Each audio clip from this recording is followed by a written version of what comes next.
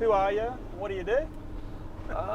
So my name's Shannon, obviously. A brewer and distiller at Black Brewing and June Distilling. Been down here for 2.5 years now. Oh yeah. Prior to that, up at Eagle Bay. And then before that, I was at this establishment when it was the Duckstein back in the day. Okay. So what's your favourite beer style? I'm a revolving door, mate. Sometimes I turn into a bit of a hop hag at the moment. My beer of choice at the moment is Pseudo Sue. I don't like the fad with Citra, but that beer is just so goddamn good. But and also I was pretty much of a bit of a purist for such a long time, but now I turn into a bit of a Brett head as well. So Yeah. Wow. Okay. even though I've been brewing for a while, I'm still going through ebbs and flows. What's your favourite malt? Ooh, have to be Munich malt. Yeah, my favourite by far. Funnily enough, I really like the way acidulated malt smells. Yeah. But yeah, we won't put that in there. What about favourite hop? Ooh, I'm going to have to say Chinook is my favourite. Yeah. Okay. Big fan of it in Whirlpool and dry hop. It's not really that commercially used for that sort of thing. But yeah, big fan of it. And what about favourite yeast? Obviously, no pressure. Lullemans is my favourite. Any sort of Lullemans is fine. Favourite yeast. Well, as I said, I'm turning a bit of a Brett head, so I'm going to have to say that Clausenet is my favourite at the moment.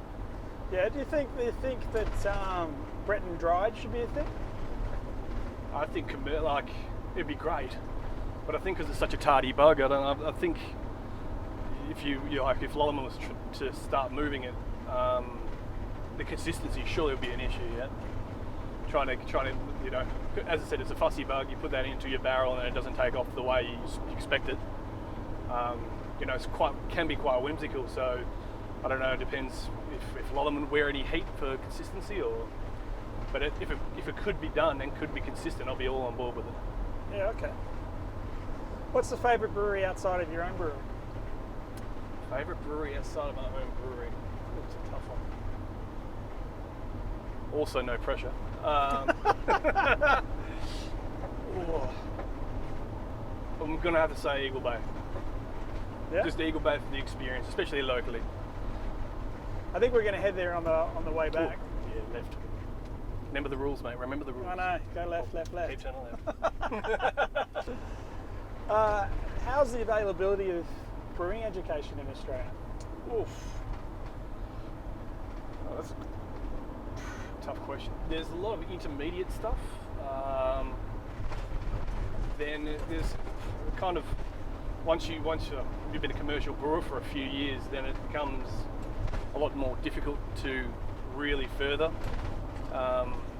your knowledge. I know CBILs have done moving more to online stuff now, but prior to that WBA stuff a lot of it was on site in Chicago and Munich, yeah. Yeah. Yeah. So that's kind of the, once you've done your intermediate stuff, that's where you kind of move on to. So. And out here, it's pretty remote, right? So. It is super remote. You'd have to, say if you were doing another education platform, you'd have to travel to go do the exams, wouldn't you? Absolutely. Should take a lot out of the brewing days. Yeah, we're trying to trying to get the time off and then the travel to Perth. Especially with how busy we can potentially get over summer, we're like seasonally driven. So just left down EME. So during summer and also into autumn and the spring turnaround, we have next to no free time. So yeah, always a bit of a challenge. But I feel like, as I said, I feel like there's the intermediate sort of before the step up to something larger is a big gap in the market with education. What do you think the biggest need in the industry is right now? Ooh. Hate to be boring, but I'd say a little bit of tax reform would be nice. Yeah. sound like a broken record. I'd say everyone in the industry sounds like a bit of a broken record when it comes to this. But yeah, I reckon tax reform, probably brewers, not brewers, but some distributors, like in the hop side of things, malt side of things. It seems like there's a little bit of a lack of disclosure on, i.e. Hop oil contents and like knowing what we're actually putting into our beers. I suppose that's on the brewer as well to demand it a little bit more, but Yeah. because then pretty much you take yourself from being a middle grade brewer to something more if you can control those aspects. But whether we can get the information or not is a different kettle of fish. So more information on the certificate of analysis. Yeah. Have you ever had an infection, or what's been your worst infection? What did you do to solve the issue? Yes, we had a pedicocci infection. Lucky we got a hold of it pretty quickly. Turns out it was coming in through our water source into our whole liquor tank. So Wow. it was a little bit of back of house issue, but we got that sorted. We tested all our beers from top to bottom. We had one that was an issue. Worked backwards from there, found the hot liquor tank, absolutely blitzed it with steam, gave it the work over, and luckily for us, we can really take over. What do you think the next brewing trend is? I have no idea, mate. It's a bit of a wild one at the moment. I'm going to say lagers. Lagers? Yeah, I'm not going to come back. Do you think more yeast-focused lagers or more hop-focused lagers? Probably hops, but I'd really like to see some malt, like some absolute bangers, malt-driven, yeast-driven guys going on. But yeah, I reckon lagers will come back. Hopefully they're the hardest beers to do. Yeah.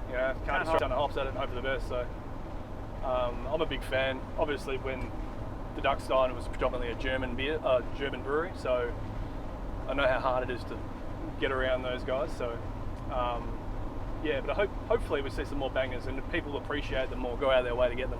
What's your worst brewing mistake? Yeah.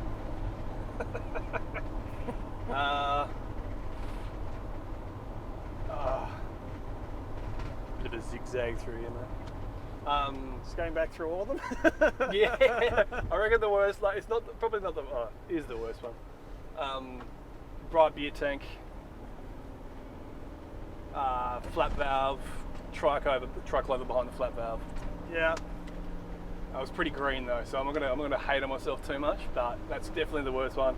I think those ones common when people are really tired or a bit hungover. Like we used to put a zip tie and cut the zip tie on an angle so it would spike you. Yeah, perfect. And then every now and again, after X amount of caustics, they would fall off and someone would do it again. Oh, so this thing flew off. The valve flew off, and as I said, it was pretty green. So the first thing that came into my mind is jammed my hand on it, and then wedged my knee against my elbow. So I was actually keeping a 1.5 bar, and wow, yeah, but I had a big 1.5 inch radius bruise on my hand. Oh. It was. We'll not be doing that again. I have not done it again either, which is a good thing. What do you think everyone's doing right or wrong in the industry?